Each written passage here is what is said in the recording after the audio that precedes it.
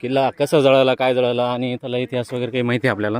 हा किल्ला भिल्लम यादव यांनी 9व्या शतकामध्ये बांधायला सुरुवात केली आणि 11व्या शतकामध्ये हा किल्ला पूर्ण झाला. हा एक ऐतिहासिक किल्ला आहे. हा यादवांची राजधानी म्हणून पूर्ण भारतामध्ये प्रसिद्ध होता आणि दक्षिणेचा एक सर्वात सुरक्षित किल्ला म्हणून या किल्ल्याला ओळखलं जातं. परंतु पुढं मुघल सम्राटाने या किल्ल्यावरती आक्रमण केलं आणि अतिशय कट कारस्थानाने या किल्ल्यावरती विजय मिळवला आणि यादवांची जी राजधानी ती राजधानी आपल्या मुघल साम्राज्यामध्ये समाविष्ट करून घेतली. निश्चितपणे हा एक सर्व बाजूने सुरक्षित असलेला हा किल्ला आहे. ऐतिहासिक किल्ला तर आहेच, परंतु त्याचबरोबर एक सांस्कृतिक ओळख म्हणून सुद्धा या किल्ल्याला ओळखलं जातं. सुप्रभात मित्रांनो, आपली संडेची ट्रेकिंग चालू झाली आहे आणि आपण आलो आहे पंपावर, जो की पेट्रोलचा तुटवडा चालू आहे आणि तरी आपली 31-12 पंपावर आहे. नमस्कार मित्रांनो, आजची ट्रेकिंग आपली सुप्रभात ग्रुपची. समोर आहे किल्ला देवगिरी, तिथे पायथ्याशी किंवा त्याला खेळूनच आहे रासाई माता. आपण तिथे जाणार आहोत आणि हे आमच्या गावचं ग्राउंड आहे, जे की क्रिकेट आणि क्रीडा संकुलांसाठी आहे. देवगिरीच्या पायथ्याशी आमच्या गावची देशी दारूची दुकान.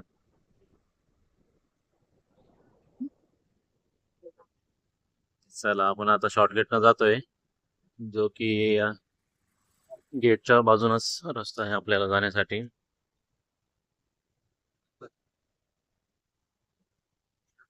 हा दुसरा गेट आहे तटबंदीचा आणि हा आहे रासाई माताचा मार्ग. लास्ट टाइम देवगिरी किल्ल्याला जी आग लागली होती त्यामुळे सर्व झाडं, बारीक पाला हे सगळं जळून गेलेत, पण मोठले झाडं सर्व हिरवं आहेत. समोर जे दिसतंय आपल्याला किल्ल्यावरती बांधकाम केलेलं, हे जे आहे किल्ल्याच्या साईडनी किल्ल्यावरती निगराणी ठेवण्यासाठी सैन्यांसाठी बांधलेलं.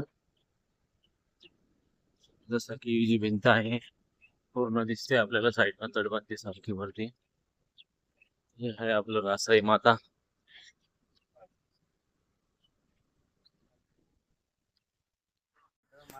या पायऱ्या आहे रासाई माताचं, आपण दर्शन घेऊया आणि पुढे जाऊया. जय रासाई माता की.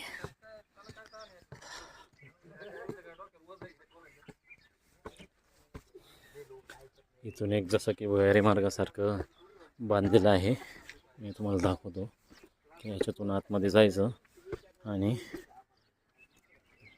जी किल्ल्याची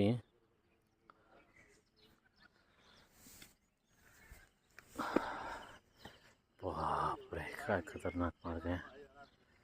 आणि हा जो मार्ग आहे किल्ल्याचा, जो दगडीमध्ये बांधलेला आहे पूर्णपणे, ज्याला खालून अखंड दगडात बांधलेला आहे. आणि समोर आहे रासाई माता आणि रासाई माता समोर स्पेस ठेवलेला आहे. आणि हा आहे खंदक, जो की किल्ल्याच्या साईडनं केलेला आहे, जिथं पाणी राहायचं आणि किल्ल्यामध्ये कोणालाही प्रवेश करता यावा नाही त्यासाठी इथे पाणी राहून मगरी वगैरे सोडल्या जातात म्हणे. हा तो भाग आहे. या भागात आल्यानंतर आपल्याला इथून समोर जो डोंगर दिसतोय तो आहे भांगशी माता. म्हणजे आपल्या इथून जो डोंगर भांगशी माताचा हे दिसतोय आणि हे दौलताबाद परिसर, देवगिरी परिसर हा आहे. सूर्याचा उगम जो आपल्याला दिसणार आहे थोड्या वेळानंतर, आपण बघूया. मित्रमंडळी आलेले आहे आणि तेवढेच वॉर्मअप करताय, जेणेकरून पुढे चालायला आपल्याला त्रास नाही व्हायला.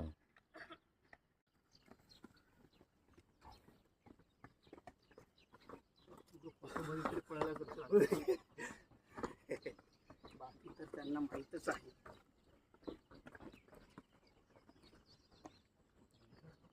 आता होते जमा भगवान सर फोटो झाला की जमा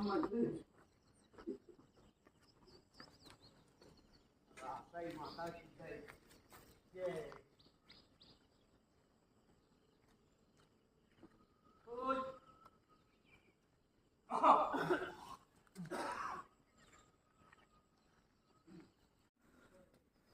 चला आपण निघूया माताकडे.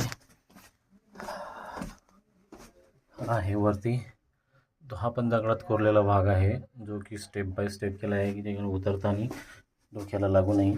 आणि साईडने जे आहे तर हा आहे मला वाटतं निगराणी किंवा उजेड पडण्यासाठी कोरलेला एक भाग असू शकतो. इथं पण एक आहे जे की खूप मोठी भिंत आहे ही आणि स्पेस पण भरपूर दिसतो यामध्ये. जो एक टर्न केलेला आहे इथून जाण्यासाठी जागीच टर्न आहे असं. आणि हा इथं पण मोठा स्पेस दिलेला आहे जो की उतरण्यासाठी आहे. आणि हा आहे तो दगडी मार्ग.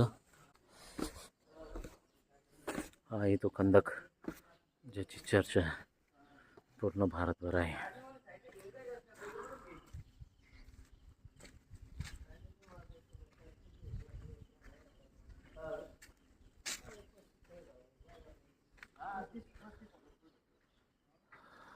खूप मोठाले झाडं झालेले आहेत त्यामध्ये. आणि हा ते स्पेस आहे ती बघा. ते दोन्ही देवळ्या मी तुम्हाला दाखवले होते आधी वरतून ते आहेत.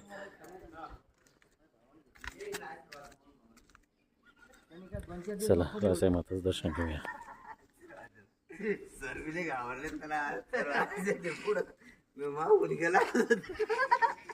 तुमचं म्हणजे तुम्ही बघा काय क्रेडिट आहे जन माणसामध्ये.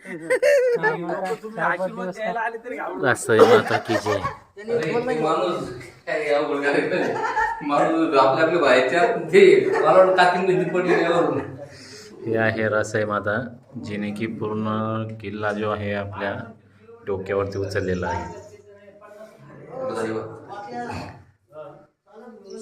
रास म्हणजे मोठ्या प्रमाणामध्ये संपत्ती होते. त्या रास संपत्तीचं रक्षण करणारी आई म्हणून रास आहे असा अंदाज आहे की किल्ला म्हणजे संपत्ती समजत होते ना अगोदर.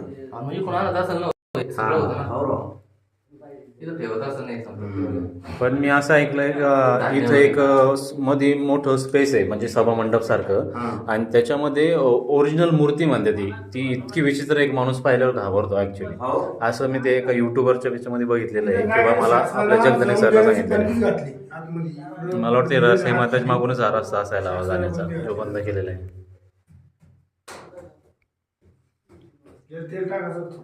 बाजूला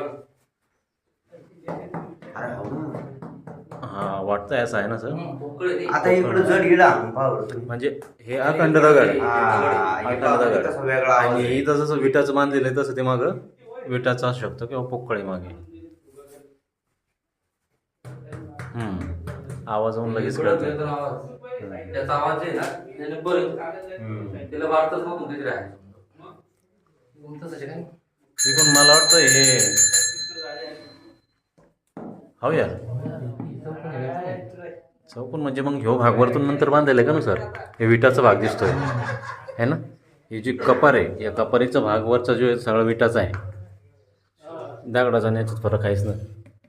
इकडं बी विटाचा आहे सर. या कुठे हे सगळ्या देवळ्या ज्या आहे ना सगळ्या मध्ये पोकळ वाटतं विटाचं वाटतंय सिंगल लेअर. तसं आहे मूर्ती माग पण असू शकतं.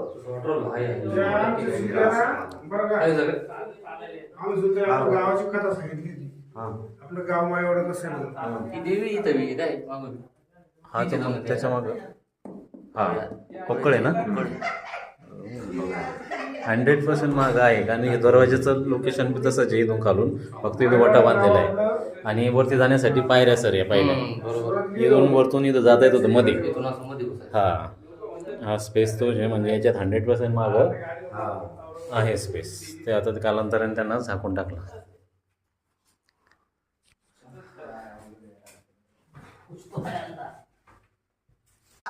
केस उचके नाही म्हणजे तसेच उठून आलेले. जय सर. या मुन्ना शेठ लेट साधक पुजारी. ओढून उडी हाणू रे बाबा. हाणू रे बाबा खालून ए मार उडी मुन्ना पाणी भरपूर खाली ये. स्विमिंग येते की तुला.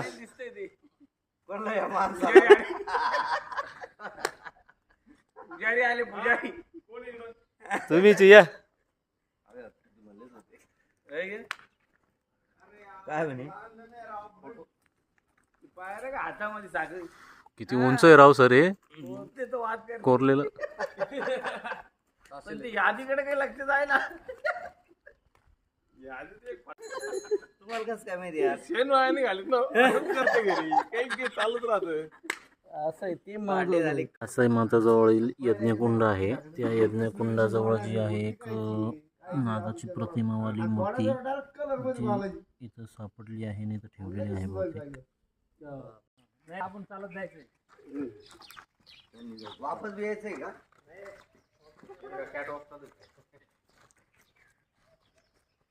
आपण दर्शन घेऊन निघलो आहे रासाई माता इथून आणि आता आपण जाऊया याच्यातून बाहेर. चला.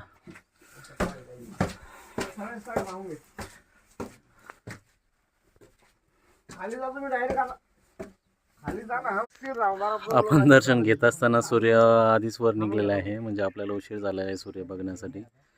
तरी बघू शकता डोंगराच्या वर आलेला आहे.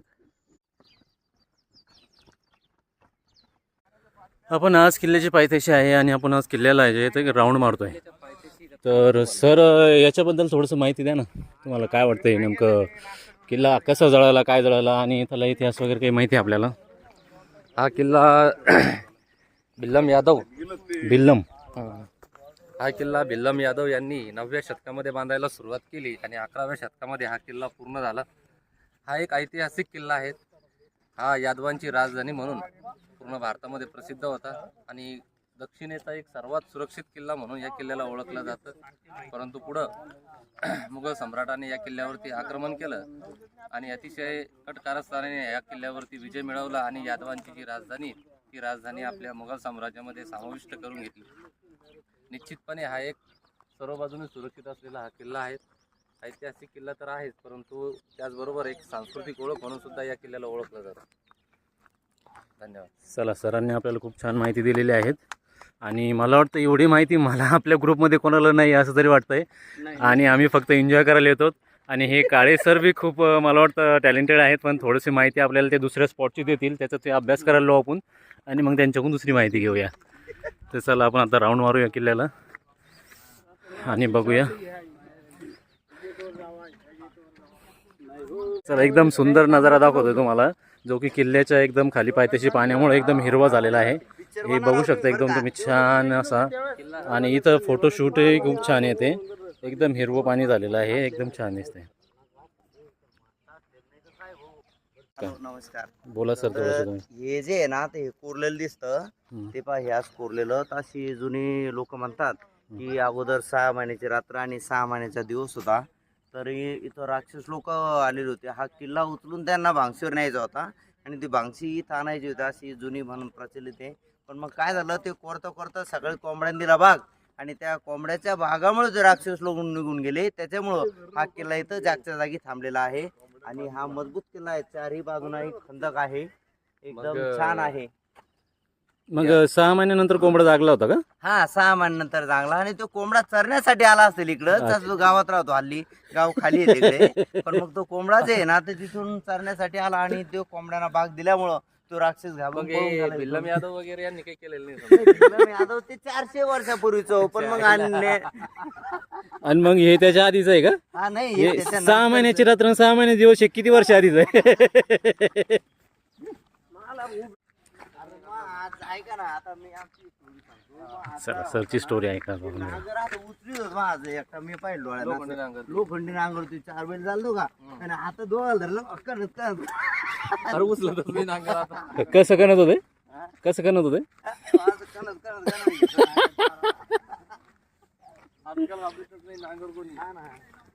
आणि ते 2 बैल नाही चालणार तर 4 बैल लगे होते नांगराला. आणि पूर्ण उन्हाळ्यामध्ये तेच काम राहायचं नांगर. थोडं थोडं उन्हाळा सुरू झाला चालू.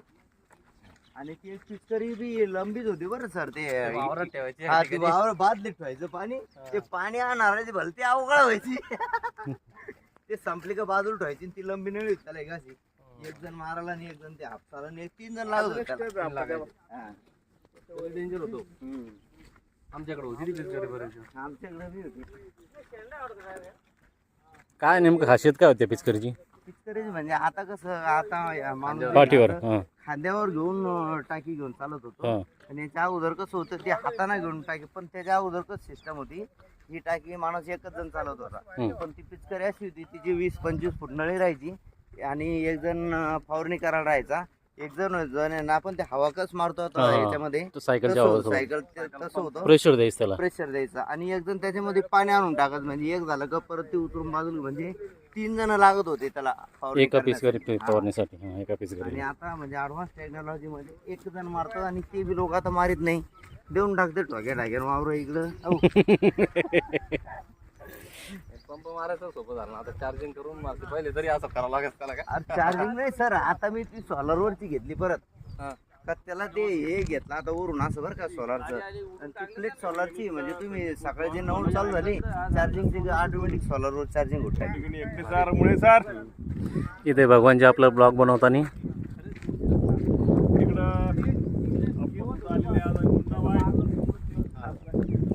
इकडं काय वेगळी चर्चा चालू आहे का ना? काळे सर काय चालू आहे थोडं? थोडक्यात सांगा. अपघाताबद्दल अपघात कसं होत्याचं नव्हतं करतं त्याच्यावर चर्चा चालू होती. एक क्षणापूर्वी एखादी गोष्ट ते अपघात होण्या अगोदर तुम्ही मला भेटा आणि पुरेसा इन्शुरन्स करून घ्यावं. तर ते नाही तर असं मला व्हायला नको यार, त्यांचा इन्शुरन्स होता का काळे सरांचा, असं व्हायला नको. असं व्हायला नको. त्यासाठी मी वारंवार तुम्हाला सूचना देत आहे. अगदी अगदी आपल्या म्हणजे तुमचा विषय डायव्हर्ट झाला. आता अपघात सोडून सध्या वातावरण असं आहे की जमीन तो माणूस कॅच करतो आपल्या फायद्याचं आणि इतरांना त्याचं महत्त्व पटवून देतो. आणि हा व्यक्ती तर तुम्हाला माहिती आहे मित्र, अधिक न बोललेलं बरं, कारण की कौतुकाला तिथे सातत्याने वाव असतो. होती सगळे ना. कोणता राक्षस? तुम्ही स्टोरी नाही ऐकले का? नाही अरे सरांनी स्टोरी सांगितली ना राक्षसाची. 6 महिने 7 काम असं आहे की स्टोरी नसते तरी बनवून जाऊ शकते. तर ते इतका अभ्यास आहे. मीटिंग मध्ये ती शिकते ते. काल रात्री मीटिंग चालू होती ना. ग्राहकाला कसं घ्यायचं म्हणून ऐका ना, ते ग्राहक ऐका ना, हे आडाख्यात मी एकच सांगतो का ते जे आहे ना, ते म्हणजे ते सांगत होत हा शब्द जपून थोडे लाईव्ह हो. चालू आहे सगळं. हो अरे. सर हे युट्यूबवर जाणार आहे. वेळ लागला शब्द सापडायला. होता तो कुठेतरी बरं माणूस. सरची स्टोरी हा सर काय सांगणार? स्टोरी काय होती की आमची LICची ऑनलाईन मीटिंग असते दर शनिवारी 2ऱ्या आणि 4थ्या.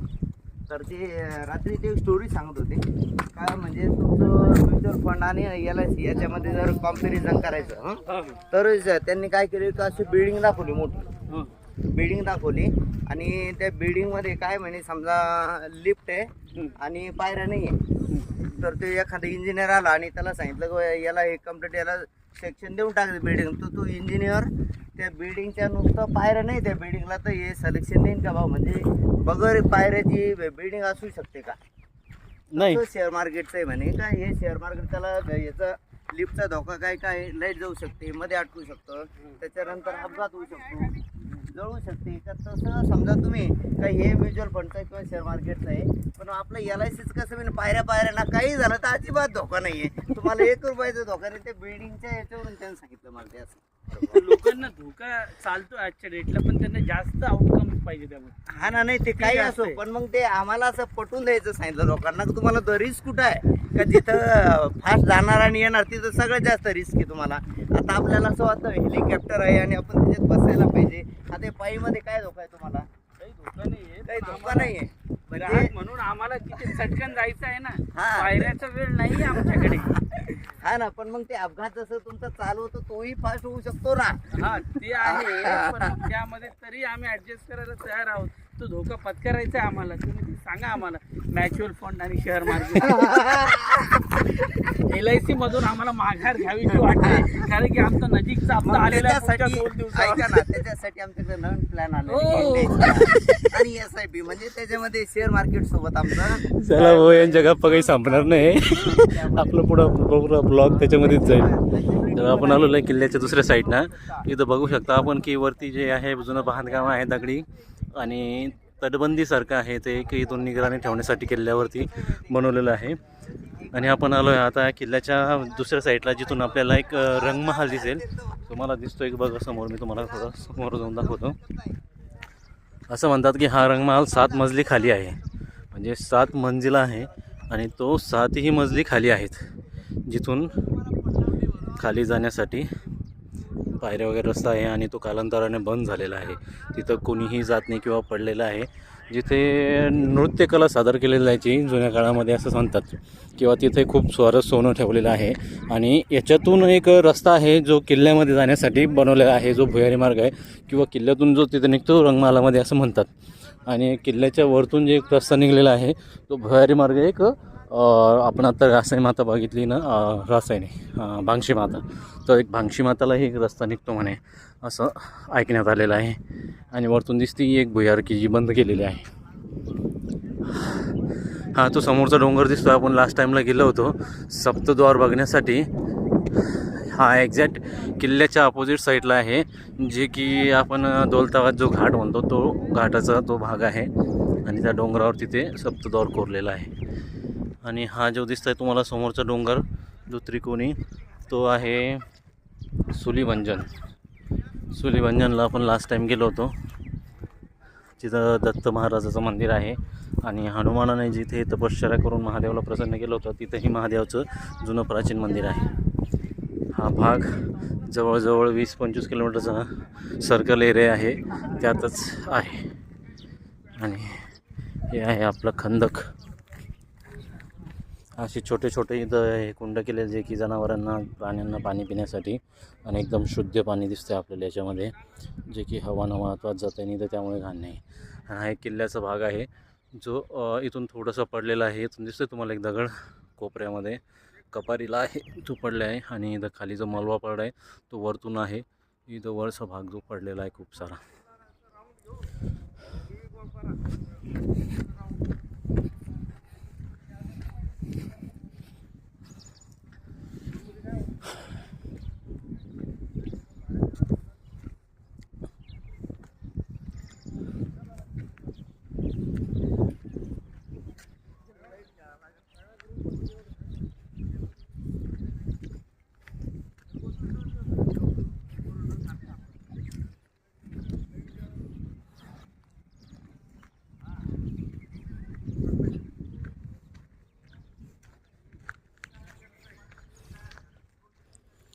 हा बघा किती मोठा मलबा पडलेला आहे.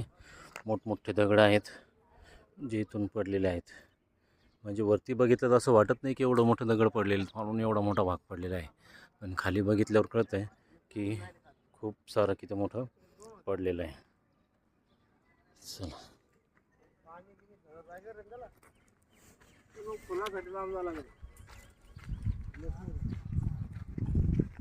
हे बारीक बारीक एवढे तेज जल्लोद काटे आहे. इथं पूर्ण परिसरामध्ये हे झाडं आहेत. झाडं म्हणल्यापेक्षा गवत म्हणता येईल आपल्याला, त्याला छोटे छोटे आहे. हा दगड किल्ल्यावर वरतून पडला आहे का खालीच आहे काही कळलं ना काही, हां आहे ना, पण इथून काही भाग दिसत नाही कटेल, किंवा त्याच्या वरतून असू शकतो आहे ना, कारण तो वरतून आल्यावरच इकडे लांब पडू शकतो. हां भरपूर मोठा आहे तो. हां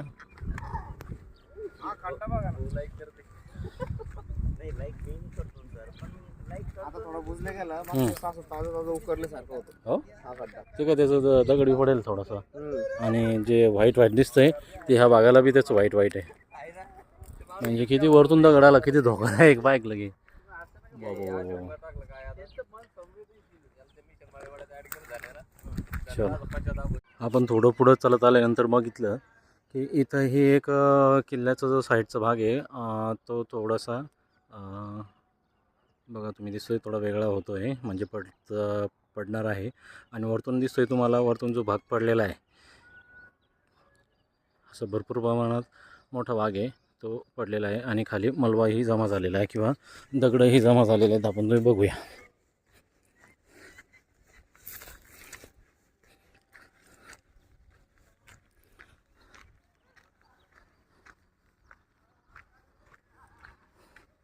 हा बघा बापरे भरपूर पडलेला आहे.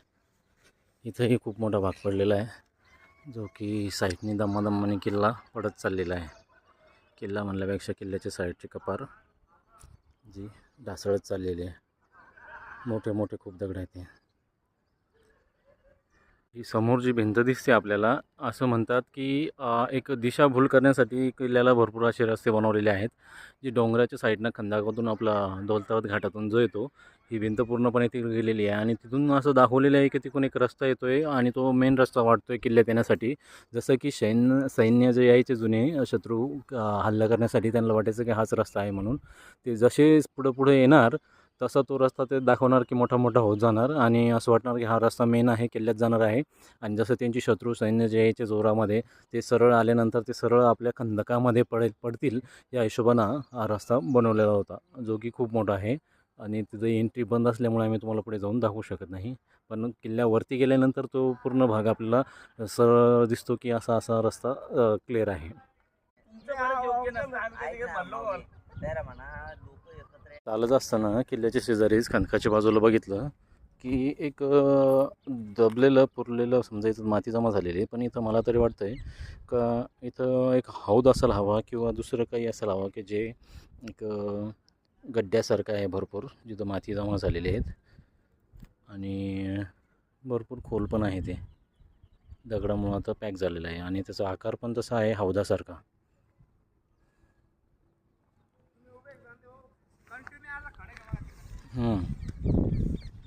वेळ झाली आता घराकडे निघण्याची. आमचं ट्रेकिंग फिरून झालेलं आहे आणि आता आपण निघलेलो आहे घराकडे. राऊंड मारून झालेलं आहे. परत आपण आता रासायनाथाकडे आलेलो आहे. चला भेटूया नेक्स्ट संडेला नवीन ट्रेकिंगसोबत नवीन ठिकाणी. Bye bye.